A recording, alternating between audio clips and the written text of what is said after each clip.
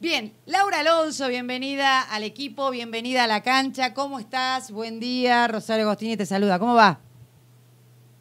Hola, ¿me escuchás? Perfecto. Sí, ¿vos? ¿Cómo estás, Rosario? Buen día.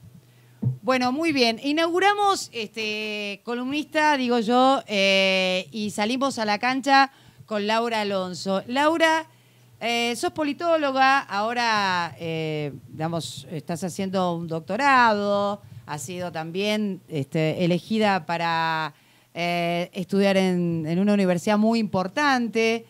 Y para nosotros, la verdad que en lo personal, me encanta que estés con nosotros los jueves, todos los jueves. Eh, Obviamente nos ponen en un lugar distinto desde Trentina. Así que nada, agradecerte esto y arranquemos ya. La columna de hoy es, ¿hay democracia sin derechos? Te agradezco mucho la invitación. No estoy haciendo un doctorado porque no quiero que después digan que falsificamos información, pero me he ganado una beca en la Universidad de Yale, así que vamos a seguir trabajando y espero que podamos seguir conversando todos los jueves cuando yo inicie mis actividades desde allá. Buenísimo. ¿Hay democracia sin derechos? ¿Qué es la democracia? ¿Y qué es la democracia que tenemos escrita en nuestra Constitución? Esta es la primera columna de hoy. Bien. ¿Y por qué quiero entrar en esto? Porque la pregunta que nos hemos hecho en las últimas semanas es, ¿hay democracia en Formosa? Y algunos dicen, bueno, a Gildo Infran lo votan. Entonces, si lo votan, hay democracia. Bueno, me parece que ahí nos equivocamos o tenemos una mirada recortada y sesgada ideológicamente por parte de algunos respecto de lo que nuestra Constitución dice que es la democracia.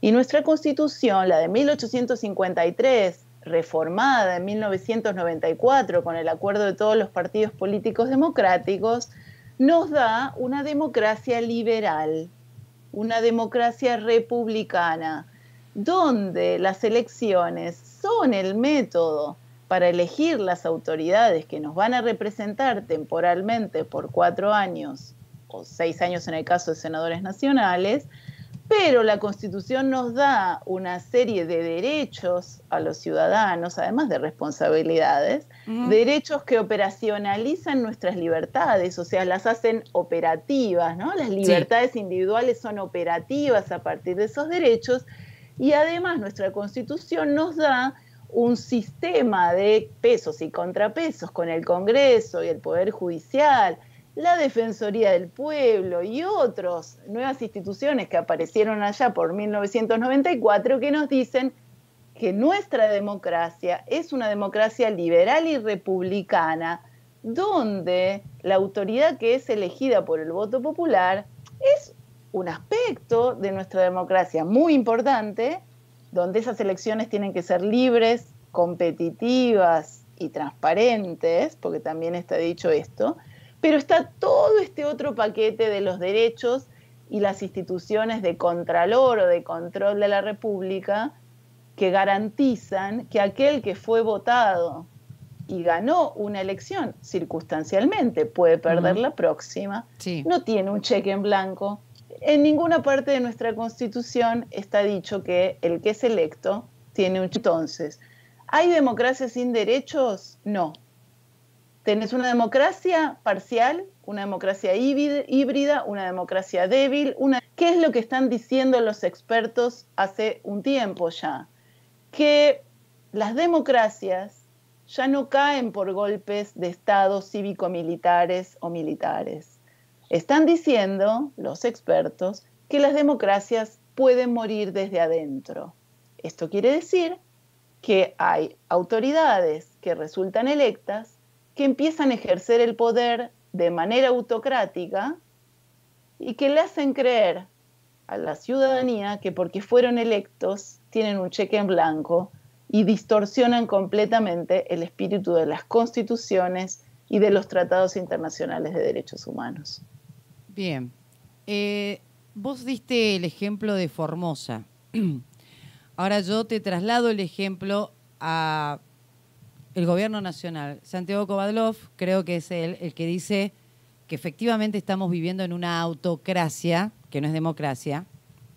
Y la pregunta que te hago tiene que ver con esto. ¿Crees que el gobierno nacional se ha convertido, o digamos, el sistema que tenemos hoy a nivel nacional se ha convertido en una autocracia y no en una democracia? Creo que el proyecto de Cristina Kirchner es transformar a la democracia argentina en una autocracia competitiva, electiva, donde las elecciones simulen una competencia entre partidos políticos, pero ellos resulten electos por los siglos de los siglos. Claro. ¿Qué quiero decir con esto? El 2015 fue una anomalía para el proyecto político de Cristina Kirchner. El proyecto político de la autocracia electiva o de la autocracia competitiva es Santa Cruz, donde a lo largo de 3 décadas la familia Kirchner se hizo de la gobernación y fue anulando y neutralizando no solo a los demás poderes del Estado provincial, sino anulando los derechos y las libertades de las personas. ¿Qué quiero decir con esto? Cuando vos escuchás que hay gente que tiene miedo, empresarios en la Argentina, que tienen miedo de presentar una acción de amparo en la justicia a nivel federal para no pagar ese impuesto a la riqueza que es confiscatorio, y tienen razón, como un fallo judicial acaba de decirle a un solo empresario en la Argentina, sí. Cuando en un país hay miedo es porque hay autoritarismo, es porque hay algo que no está funcionando en términos democráticos republicanos. Entonces vuelvo a lo anterior, si no hay derechos, si no hay justicia independiente, si el periodismo no se puede ejercer con libertad y si los ciudadanos tienen miedo de hablar o de presentarse a la justicia y defenderse como corresponde en el marco de la ley, ya tenemos algo que se parece menos a una democracia liberal y mucho más a una autocracia electiva. Uh-huh. Bien, la verdad es que me encanta esta discusión, o por lo menos el planteo de tu columna, porque creo que hay una gran parte de la sociedad que justifica lo de Formosa o, por ejemplo, los feudos, ¿no?, del interior de nuestro país a partir de esto, a partir de que, bueno, la gente lo vota, ¿no? Creo que en algún momento pasó también con Maduro, con Chávez, etcétera. Y bueno, digamos, uno puede dar ejemplos por izquierda o por derecha que hubo dictadores que fueron votados, ¿no?, democráticamente hablando. Y creo que eso también nos sirve para comprender que, digamos, nos produce cierta confusión, a lo mejor la no profundización del concepto de la democracia y también la no profundización de la comprensión cabal de nuestra Constitución. Quiero llevarte ahora, y discúlpame que voy a hacer una conexión medio extraordinaria entre este tema y alguna otra cosa, porque la actualidad también nos golpea un poquito en estos términos. Nosotros tenemos un sistema presidencialista y creo que ayer quedó claro que estamos dentro de un sistema vicepresidencialista, a contrapelo de lo que imaginaron los convencionales constituyentes, no solo del 94, sino del 53. ¿Cómo viste la actuación de Cristina ayer? No particularmente por lo que dijo, sino por la forma, por el modo y por la implicancia de cada cosa que hizo y dijo ayer. A ver, yo creo que ¿viste esta mención de poner una rata en una olla? Y que vos... La rana, sí. La rana. Bueno, no sé por qué dije rata, pero que los oyentes hagan su propia interpretación. Pones una rana y no la calentás rápido.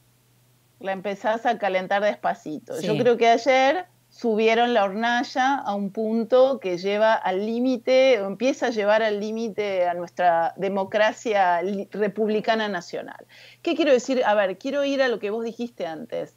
No, porque no quiero hablar solamente de Cristina Kirchner, quiero hablarle a los ciudadanos y porque nosotros como ciudadanos somos muy importantes.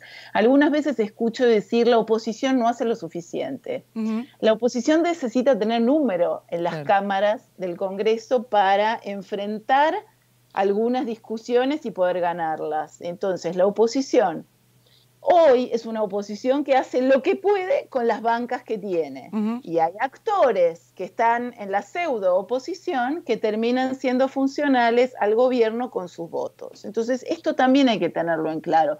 ¿Quiere decir que fracasa la oposición? No, la oposición está haciendo el trabajo que puede hacer con las bancas que tiene y utilizando los instrumentos que le da la Constitución y los reglamentos de las cámaras. Entonces, vamos a la justicia, porque si la oposición está en minoría, miremos a la justicia. Tenemos que cuidar a la justicia independiente, tenemos que demandar integridad judicial. Los jueces no pueden ser corruptos, los jueces deben ser éticos y transparentes y profesionales, no se pueden equivocar.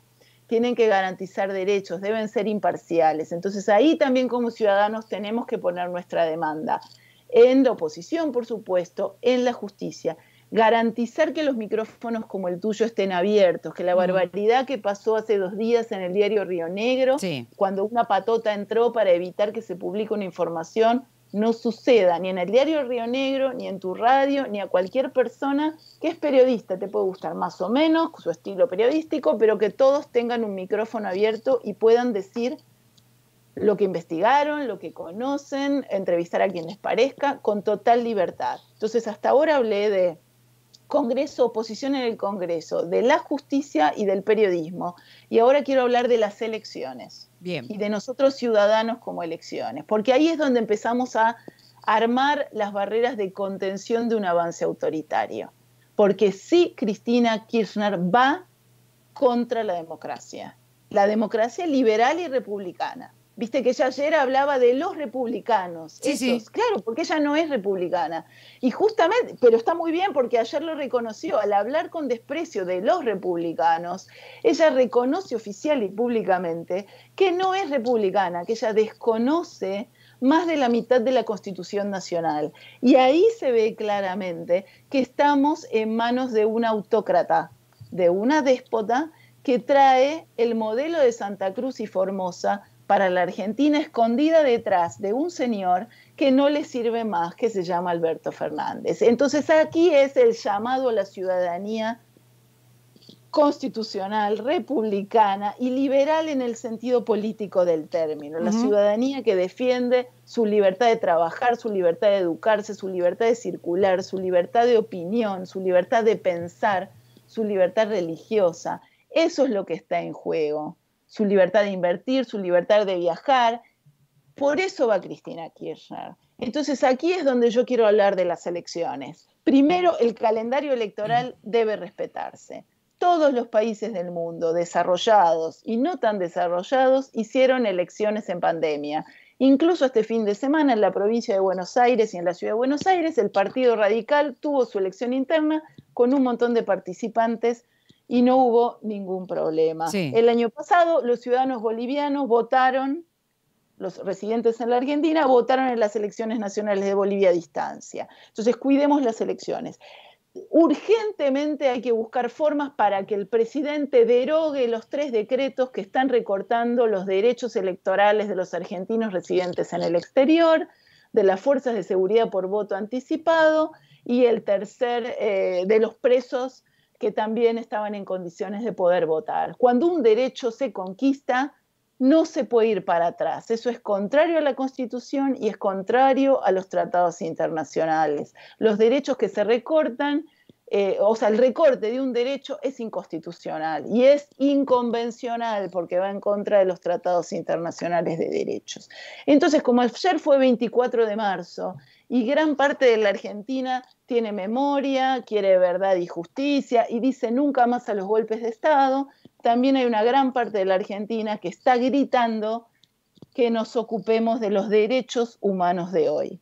Y los derechos humanos de hoy tienen que ver con la democracia liberal y republicana, tienen que ver con nuestras libertades, todas estas que acabo de mencionar, y que se van a consagrar una vez más, y eso lo vamos a lograr unidos como ciudadanos, en demandar elecciones transparentes, justas y competitivas, que den la posibilidad de que opositores, de que nuevos actores se incorporen a las filas de los partidos políticos y compitan para hacerse oír en las legislaturas de todo el país. Buenísimo. Laura, millón de gracias por tu columna de hoy. Nos vamos a reencontrar el jueves, obviamente. Te agradezco de verdad. De nuevo, bienvenida a la cancha. Acá estamos en el Que Viva la Pepa. Y este es un lugar que para nosotros tu presencia es obviamente un enorme privilegio poder charlar contigo sobre la democracia, sobre la república, sobre la constitución, etcétera, sobre la política, que además nos apasiona. Abrazo enorme y muchas gracias. Hasta el jueves. Te agradezco por esta posibilidad, que es la primera que he tenido en mi vida de hacer una columna de 15 minutos y hacerla desde Jujuy. Me llena el corazón y el alma de amor, de felicidad y de futuro. Gracias. Gracias. Abrazos. Adiós. Chau, chau.